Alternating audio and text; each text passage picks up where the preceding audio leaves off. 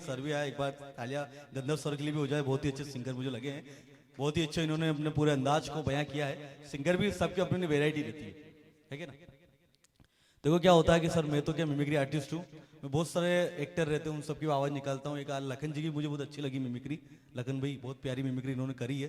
देखिए पुराने जो स्टार रहे हैं इनका एक दौर चलता था, मैं जहाँ तक समझता हूँ।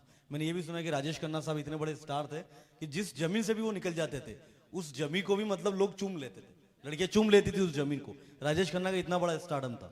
तो मैं उनकी एक प्यारी सा डायलॉग से स्टार्ट करता हूँ। अरे इज्जत है उल्फत है शोहरतें, ए भाऊ मोशाय, अरे इज्जत है उल्फत है शोहरतें, चाह कर भी सब कुछ एक साथ इस दुनिया में रहता नहीं। आज मैं जहां हूं कल कोई और था आज कोई और है। ए भाऊ मोशाय, आज मैं जहां हूं कल कोई और था आज कोई और है, और वो भी एक दौर था और ये भी एक दौर है रे। भाऊ मोशाय, पुष्पा पुष्पा मैंने कितनी बार कहा है कि मुझसे आंसू नहीं देखे जाते, ये टीयर्स। तो ये राजेश खन्ना साहब का स्टाइल। फिर जमाना चलता गया, बड़े बड़े स्टार आते रहे, बच्चन साहब आते रहे, फिर एक हमारे सुनील शेट्टी साहब भी आए। अब सुनील शेट्टी साहब के साथ क्या हुआ, वो पतंजलि अंजलि वाली पिक्चर उलझ गई। अंजलि ने ऐसी पिक्चर उलझा दी कि पूरी फिल्म में सुनील शेट्टी है ये धरती मेरी माँ है अंजलि, पूरे दिन मुंह खुला रहता था, इसलिए अंजलि नहीं मिली उनको। ऐसी हरकतों से अंजलि नहीं मिलती है, अंजलि के लिए आपको थोड़ा सा बनना पड़ता है। तो सब क्या हुआ, अंजलि नहीं मिली तो वो पागल से हो गए। फिर भी उनका एक डायलॉग बहुत फेमस है, मैं सुना देता हूँ। अंजलि तुम मुझे भूल जाओ ये हो नहीं सकता, और मैं तुम्हें भूल जाऊं ऐसा मैं होने नहीं दूंगा। अंजलि ये धरती मेरी माँ, अंजलि अंजलि तुम मुझे भूल जाओ। तो ये थे सुनील शेट्टी साहब। फिर आए नाना पाटेकर साहब। अब नाना पाटेकर क्या, उमर जी हमेशा माथा गर्म रहता है, किसी से भी भिड़ जाते हैं। अब नाना जी का आप सुनो, एक बार क्या जूते खरीदने चले गए नाना जी। अच्छा है बता जूता दिखा। अच्छा है बता साले जूता दिखा। अब एक तो क्या होता है, जैसे कोई कस्टमर है, जैसे भाई साहब बैठे हुए यहाँ पर, अभी कोई शाहरुख खान आ जाए, आमिर खान आ जाए, तो इंसान को लगता है कि यार कुछ मतलब उसका कोई फेवरेट किसी की स्टार में, अगर आपकी शॉप है ना, आपको कोई फेवरेट हीरो आपकी दुकान पे आ जाए तो कैसा लगेगा। तो एक बार क्या होता है, नाना भाई जूते खरीदने चल जाते हैं। अब जूते तो क्या उनको पसंद आते हैं, बाद में देखते हैं, बहुत मगजमारी करते हैं। पहले तो नाना भाई जैसे ही दुकान के अंदर इंटर होते अच्छा है बता, बढ़िया दुकान लगा, अच्छा दुकान है। भाई आइए आइए, बिल्कुल बैठाइए, चाय कॉफी कुछ भी करिए, ऐसा करके बिठाया थोड़ी देर। फिर थोड़ी देर तो जूते देखे उन्होंने, फिर माथा गर्म हो गया, पता साले कौन सा जूता हिंदू का कौन सा मुसलमान का है, साले बता जूता, साले जब बनाने वाले ने फर्क नहीं किया, तू कौन होता फर्क करने वाला। ऐसा करके दुकानदार को परेशान कर दिया। जैसे नाना भाई आधे घंटे तक तो परेशान करते रहे। वो दुकानदार भी ठीक है, बड़ा आदमी, बड़े स्टार है, कैसे भी करके जूते उनको दे दिए। अब घर जाके गए नाना भाई, तो उनकी पत्नी ने बोला अच्छे जूते लेके आए, बता। अच्छा है, देखा है पहली बार साजन की आंखों में प्यार, पहले क्या चिवड़े दिखते थे। सुबह से लेकर शाम तक लेकर सुबह तक मुझे प्यार करो, ऑफिस में को तुम्हारा बाप जाएगा। राजा को रानी से प्यार हो गया, नहीं तो क्या साले नौकरानी के साथ होना था। ऐसे करके जूते वाइफ को दिखा, वाइफ भी बहुत खुश हो गई उनकी। फिर देखा तो एक जूता दिया 7 नंबर का, एक जूता दिया 9 नंबर का। ऐसे करके आप आदमी परेशान होकर फिर चला गया। ऐसे एक और हमारे हीरो हैं अनिल कपूर साहब। अब अनिल कपूर साहब का टोपी खरीदने चले गए। आजकल अनिल कपूर साहब भी बहुत चल रहे हैं फिल्मों में। अब अनिल कपूर साहब ये टोपी दिखा, बोलो तो एकदम झकास। अब दुकानदार टोपी दिखाएगा, लेकिन ये गर्दन एक साइड पे रखो, पहले टोपी दिखाएगा 2 मिनट। अब 1 घंटा हो गया उनको, ये टोपी बहुत अच्छी है, ये कितने की है, ये बहुत अच्छी है। दुकानदार बोलेगा तुम्हारा दिमाग सही नहीं चल रहा आजकल, पता नहीं कौन सी फिल्म में कर रहे हो तुम। 1 घंटा हो गया, कब से तुम अपने घर की टोपी को ही बोल रहे हो ये कितने की, ये कितने की।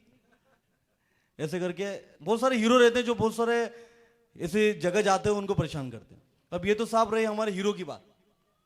आप गांव के अंदर भी चले जाओ, गांव के अंदर क्या होता है, एक बार सर बाढ़ आ जाती है कुंवर जी, जैसे गांव के अंदर तो क्या बाढ़ चलती रहती है, बहुत सारे गांव डूब जाते हैं गांव में। अब मीडिया वाले की हालत क्या होती है, मीडिया वाले क्या करते हैं, वो करते हैं मतलब उनको बचाते नहीं, उनकी रिपोर्टिंग करते हैं कि कैसा लग रहा है। अब एक गांव था इधर अपना, हमारे इधर एक मंसूर में हैदरवास गांव है, आपने देखा होगा किसी ने, वहां बाढ़ आ गई थी 2019 में, विकास भाई, तो मीडिया वाले पहुंच गए। मीडिया वाले अब गांव के लोग, सब गांव के लोग सीधे साधे बाप, ज्यादा मतलब वो एक तो पहली बार तो टीवी के सामने आदमी आ गया।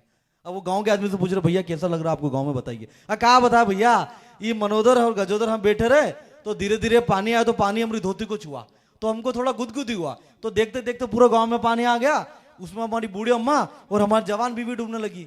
तो सबने कहा तुम तुम्हारी बूढ़ी अम्मा को बचाओ, ये तुम्हारी जवान बीवी को तो हर कोई बचा लेगा। ऐसे करके वो चलेगा। अब ये तो गांव के लोग, गांव के व्यक्ति। अब आप गांव की लेडीजों से पूछो साहब, गांव की लेडीज जो रहती है बिल्कुल शर्मिली रहती है। राम जी आप तो जानते होंगे, है ना? गांव की लेडीज थोड़ी शर्मिली रहती है। हाँ, गांव की लेडीज से क्या बातचीत करते हो तो शर्मा जाती हो। तो एक बार गांव की लेडीज से मीडिया वालों ने पूछ लिया कि बहन जी बताइए आपके साथ क्या हुआ, ये कैमरा चल रहा है आपके साथ क्या हुआ बताइए। कहा बता भैया, हमारे सामान तो मिला, हमारे पति नहीं मिले। कोई कह रहा झाड़ में अटके हैं, कोई कह रहा तंबू पकड़ के लटके हैं, पति नहीं मिल रहा हमारे। अब उसकी पास वाली मतलब उसने बोला आपके पति का हुलिया कैसा था दिखने में? अरे हमारे पति रहे एकदम अमिताभ बच्चन की तरह लंबे हैं, शाहरुख खान की तरह बाल है, एकदम बिल्कुल सलमान खान की तरह डांस करते हैं और बढ़िया एकदम फंटास्टिक है। अब उसके पास वाली सहेली भोजा है और तुअर पति तो गुटखा खाते छोटा सा दिखाते। अरे उसको छोड़ो, ये भाई साहब ढूंढेंगे तो कोई अच्छे ढूंढेंगे ना। तो ऐसे करके मीडिया वाले की बात हो जाती है। अब मैं सुना देता हूँ हमारे एक दो मिमिक्री आर्टिस्ट, आपने जैसे पॉलिटिक्स का नाम लिया था, हमारे यशपाल जी सिसोदिया जो अब हार गए विधायक थे पूर्व, है ना? यशपाल जी को आप सभी लोगों ने सुनते हुए देखा, किस किसने नहीं देखा कभी आपको फिर ध्यान में नहीं आएगा। यशपाल जी को तो आप जानते ही मंदसौर के विधायक थे पूर्व। अब यशपाल जी का अगर हम यहाँ प्रोग्राम में आ जाए तो उनके एक तो उनकी गर्दन थोड़ी सी ऊँट जैसी रहती है, एकदम ये ऐसे होते हैं। मैंने बहुत बार देखा उनको ऐसा, जैसा अभी प्रोग्राम में यशपाल जी आ गए। देखिए मैं पहले मंदसौर में हॉकी टीम का बहुत बड़ा खिलाड़ी था। यहाँ पे मैं प्रोग्राम में आया हूँ और यहाँ पे अंसारी जी बैठे हुए, इनका एक बार जोर से तालियों से स्वागत कर दिया जाए। अंसारी सर को मैं बहुत पहले से जानता था। मैं जब बैडमिंटन खेलता था राजीव गांधी पीजी कॉलेज में, वहाँ पर डीजे भैया आप भी आते थे एक बार, बहुत बार हमारी मुलाकात भी हुई थी बहुत पहले। और मोहित जी आपको ध्यान होगा आपके एक प्रोग्राम में आया था साहित्य सम्मेलन के। तो हम तो मिल के काम कर रहे हैं और हम मिल के काम करना चाहते हैं। हमारी सरकार उसके अंदर में काम कर रही है। हम कलेक्टर ऑफिस से वहाँ का रोड लेके आए थे, वहाँ के बाद फिर हमने डामरीकरण करवा दिया और कांग्रेस कह रही है कि वो डामरीकरण नहीं होना चाहिए था। तो हम तो विकास कार्य करते आ रहे हैं, विकास कार्य हम करते रहेंगे, विकास से हम पीछे नहीं हटते। हमारा उद्देश्य यही है। ये जो ओपन माइक कर रहे हैं इसके पीछे भी विकास है, आप समझिए, कलाकार को मंच देना। तो हम काम करते आ रहे हो, काम करना ही बीजेपी की रणनीति होती। आप बात को समझिए। अंसारी जी से मैं बहुत पहले हम हॉकी खेलते थे साथ में।